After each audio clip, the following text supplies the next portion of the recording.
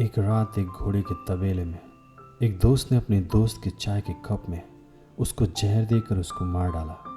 जब उसकी मृत्यु हो गई तो उसने एक बहुत तेज दौड़ने वाला घोड़े पर बैठा और अपने पाप से, अपने क्राइम से वो भागता रहा। रात भर उस घोड़े को उसने दौड़ाया।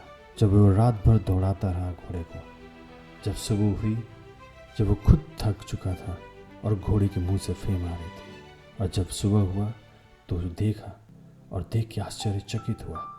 उसने देखा कि मैं पूरी रात भर एक गुंबज के इर्द गिर्द ही घोड़े को दौड़ाता रहा और ये सोचता रहा कि मैं अपने क्राइम से बहुत दूर भाग रहा हूँ, जहाँ पे मुझे कोई पकड़ नहीं सकता। आज ठीक हम उसी तरह अपने पाप को छिपा रहे हैं, अपने पाप से भाग रहे हैं और हम इस बोझ के दलदल में फंसे मरे रहे।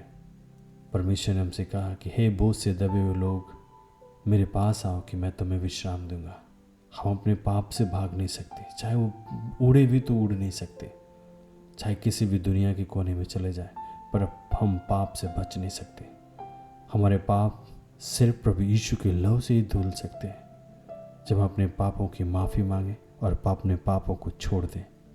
हम पाप की क्षमा कुछ अच्छे काम कर कर, कुछ अच्छे डोनेशन देकर, कुछ अच्छे दान कर कर हम नहीं पा सकते। चाहे हम कुछ दुनिया में करें, पाप की क्षमा हमें मिल नहीं सकती है, सिवाय एक की कि हम प्रभु यीशु मसीह से क्षमा मांगें। सिर्फ उनके लहू से हमारे पाप क्षमा किए जा सकते हैं। सिर्फ उनके ही द्वारा हमें स्वर्ग के राज्य फिर वापस मिल सकता है। क्योंकि प्रेरितों की पुस्तक में इस तरह लिखा है, उसका 4 अध्याय 12 में, और किसी दूसरे के द्वारा उद्धार नहीं, क्योंकि स्वर्ग के नीचे मनुष्य में और कोई दूसरा नाम नहीं दिया गया जिसके द्वारा हम उद्धार पा सके। चाहे हम जो भी कुछ करें, यीशु मसीह को छोड़कर और कोई दूसरा सोर्स और जरिया है नहीं जिसके द्वारा हम उद्धार पा सके।